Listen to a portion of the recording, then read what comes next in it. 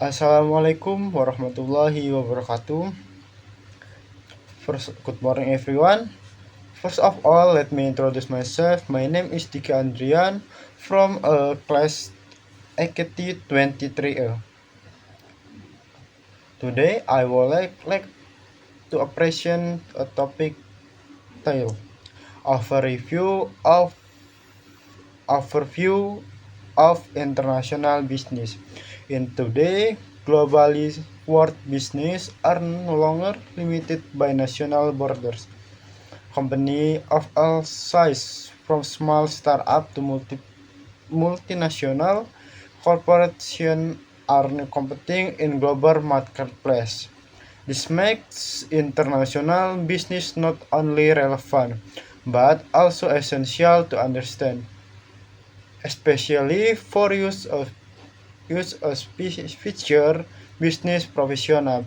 In this presentation, I will explain what the international business is, why companies expand globally, the strategy, the use, the challenge, the phase, and the future shaping global business. So, let's begin. Yang pertama yaitu ada strategi masuk ke dalam pasar nasional. Dalam bisnis internasional, perusahaan harus menentukan strategi yang tepat sebelum masuk ke pasar global. Nah, di sini memiliki beberapa strategi. Yang pertama yaitu strategi ekspor. Ekspor merupakan cara paling sederhana dan memiliki resiko paling rendah. Perusahaan hanya perlu menjual produk atau barang ke luar negeri tanpa membuka cabang. Nah, ekspor ini memiliki kelebihan dan kelemahan. Yang pertama, kelebihannya yaitu memiliki resiko kecil. Kedua, tidak butuh investasi yang besar. Ketiga, cocok untuk tahap awal. Nah, selain memiliki kelebihan, ekspor ini memiliki beberapa kekurangan. Yang pertama itu kontrolnya terbatas. Kedua, bergantung pada distributor luar negeri. Ketiga, terhadap biaya logistik yang tinggi. Nah, yang kedua itu ada strategi licensing and franchising. Franchise.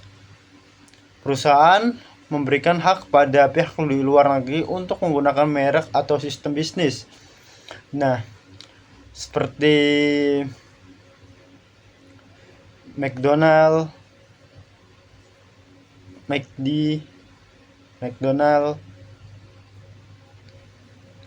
KFC, dan lain-lain.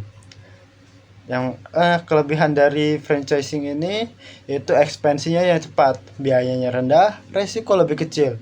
Kekurangannya yaitu kontrolnya sangat sulit. Nah, resikonya yaitu resiko disalahgunakannya sebuah merek. Nah, strategi yang ketiga yaitu joint venture.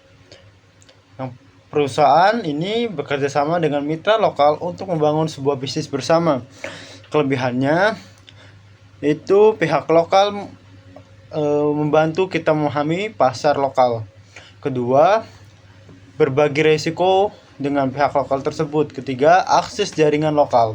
Kurangnya yaitu potensi konflik dan perbedaan visi dan misi. Nah, strategi yang terakhir atau yang keempat yaitu adalah Foreign Direct Investment atau FDI. Nah, FDI ini yaitu perusahaan berinvestasi langsung di negara lain dengan membuka atau membeli sebuah bisnis. Nah, kelebihan dari FDI ini yaitu memiliki kontrol penuh. Potensi keuntungannya besar, tetapi memiliki sebuah resiko. Yang pertama itu ada resiko tinggi, modal besar, dan kompleks. Nah, dalam sebuah bisnis internasional, memahami budaya sangatlah penting.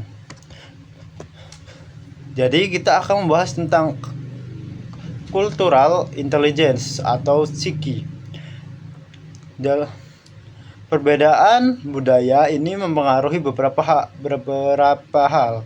Yang pertama yaitu cara berkomunikasi, gaya negosiasi, dan perilaku konsumen. Contohnya yaitu kita mengambil dari negara barat. Nah, negara barat ini langsung dia, tidak seperti negara-negara di Asia yang cenderung lebih sopan dan tidak langsung. Nah, tanpa pemahaman budaya bisa terjadi sebuah kesalahpahaman.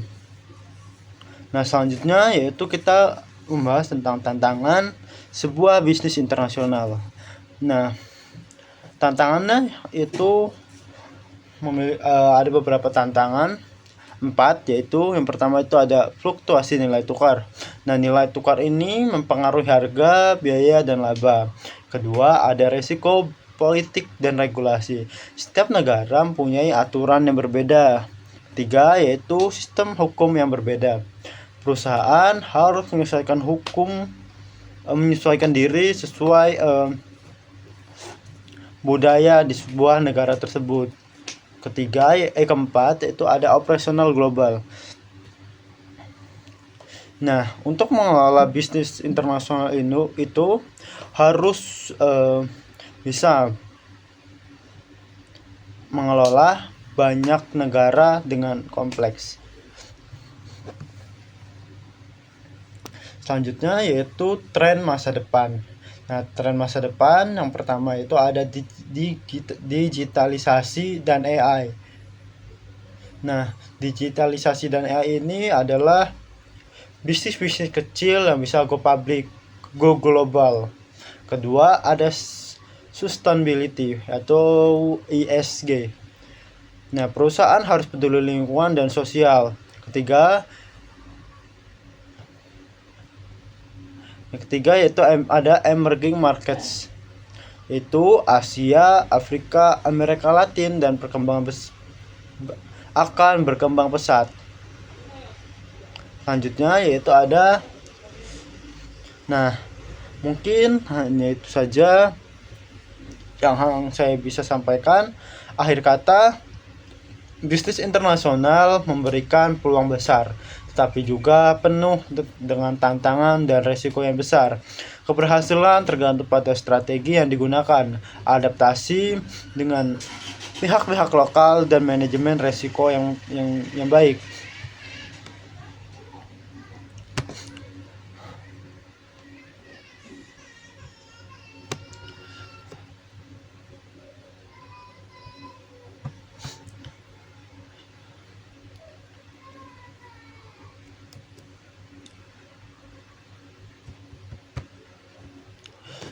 To consolation, international business is not just about expanding across border, but about understanding difference, managing risiko, and adapting to constantly changing global and environment. Company the success global are that are flexible, innovative, and cultural aware. As future business professional, understanding international business will give you strong adaptasi in facing global competition. So the key takeaway is simple. International business is no longer an option. It's a necessity. Thank you for your attention. Have a happiness day. Good afternoon. Wassalamualaikum warahmatullahi wabarakatuh.